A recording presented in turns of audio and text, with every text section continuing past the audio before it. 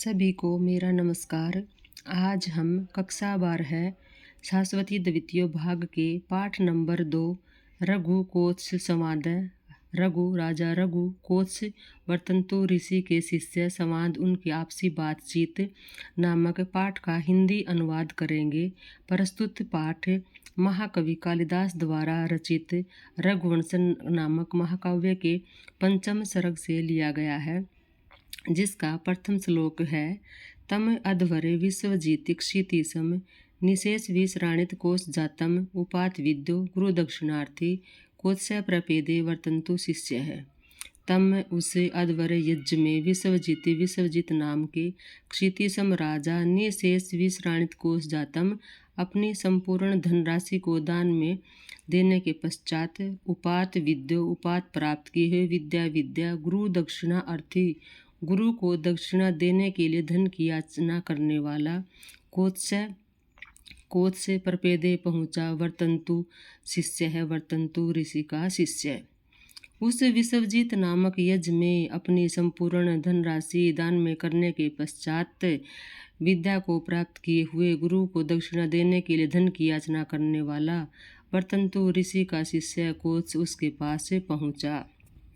स मृण्मय वित्त हिरण्मय त्वात् पात्रे निधाय अर्ध्यम अनरगशील है।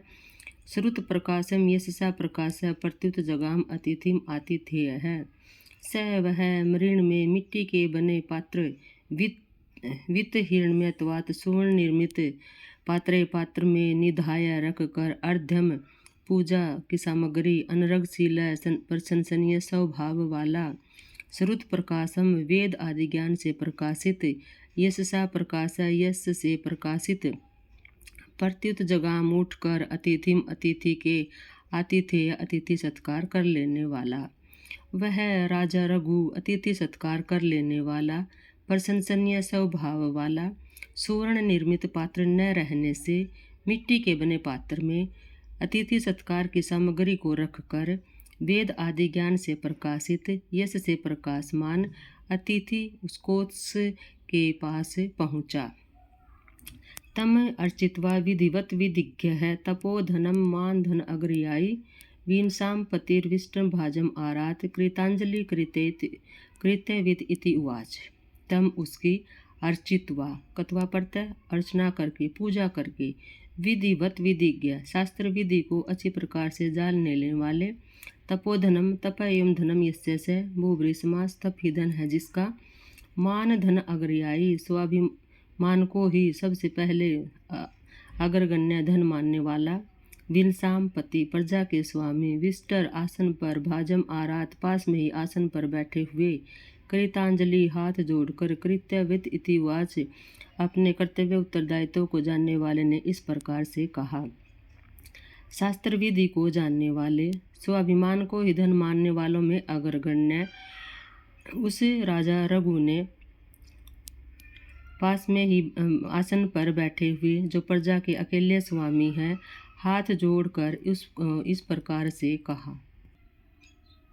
वह शास्त्र विधि को अच्छी प्रकार से जानने वाला स्वाभिमान को ही धन मानने वालों में अग्रगण्य अपने कृत्य एवं उत्तरदायित्व को अच्छी प्रकार से जानने वाले प्रजा के अकेले स्वामी उस राजा रघु ने उसकी अच्छी प्रकार से पूजा अर्चना करने के पश्चात उसे आसन पर बिठाकर हाथ जोड़कर इस प्रकार से कहा। श्लोक नंबर 4। अप्य अग्रणी मंत्र कृताम ऋषिणाम कुशाग्र बुद्धे कुशली गुरुस्ते यतस्तव्य ज्ञान से समवाप्तम लोकेन चैतन्यम इव उषण रश्मि। अपि भी अग्रणी मंत्र करिताम मंत्र दृष्टा ऋषिणाम ऋषियों में अग्रणी अग्रगण्य कुशाग्र बुद्धि कुश के अग्रभाग के समान अर्थात तीव्र या तीक्ष्ण बुद्धि कुशली कुशलता पूर्वक है गुरु ते तुम्हारे यत क्योंकि तव्या तुमने ज्ञानम शेषम अवाप्तम सारे ज्ञान को उसी प्रकार प्राप्त किया है लोकेन लोक के द्वारा चैतन्यम चेतनता इव उष्ण रस में जैसे सूर्य की किरणों से। राजा रघु कहते हैं कि हे शिष्य कोत्स मंदिर दृष्टा ऋषियों में अग्रगण्य तुम्हारे गुरु कुशलता पूर्वक है क्योंकि तुमने सारा ज्ञान अपने गुरु से उसी प्रकार प्राप्त किया है जैसे सूर्य की किरणों से लोक चेतनता को प्राप्त करता है। तब अर्हतो नाभिगमेन तृप्तम मनोनियो किर्यो उत्सुकम में अपि आज्ञा शासितुर आत्मना वा प्राप्तो असि संभावितुम वनात् माम। फिर राजा रघु कहते हैं कि तब तुम्हारे अर्हत पूजनीय के न हमारे पास अभिगमेन आने से तृप्त हुआ मनो मेरा मन नियोग क्रिया उत्सुकम में मेरा मन क्रिया के लिए उत्सुक है। अपि भी आज्ञा से शासितुर आत्मना वा आप अपने आप अथवा अपने गुरु की आज्ञा से प्राप्त असि आए हो संभावी तुम कृपा करने के लिए वनात् माम वन से मेरे पास। राजा रघुकोश से कहते हैं कि तुम पूजनीय के आगमन से नियोग क्रिया के लिए उत्सुक मेरा मन कार्य करने के लिए उत्सुक मेरा मन संतुष्ट हो गया है, पर मैं ये पूछना चाहता हूँ कि आप अपनी आज्ञा से अथवा अपने आप अथवा अपने गुरु की आज्ञा से वन से मेरे ऊपर कृपा करने के लिए मेरे पास आए हो। इत अर्धपात्रम अनुमित व्यय स रघुर्दाराम अपि गाम निशम्य स्वार्थोपपत्तिम प्रतिम दुर्बलास स्तम इति उवाच वर्तन्तु शिष्य है। इति इस प्रकार अर्धपात्र अतिथि सत्कार का जो पात्र है अनुमित व्यवस्था जिसके थोड़े से खर्च का अनुमान लगाया जा सकता है। रघु राजा रघु की उदाराम अपि उदारता पूर्वक भी गाम वाणी को निशम्य सुनकर स्वार्थोपत्तिम अपना स्वार्थ सिद्ध करने के प्रति दुर्बला से हताश होते हुए तम उसको इति इस प्रकार उवाच कहा वर्तन्तु शिष्य ऋषि वर्तन्तु के शिष्य ने।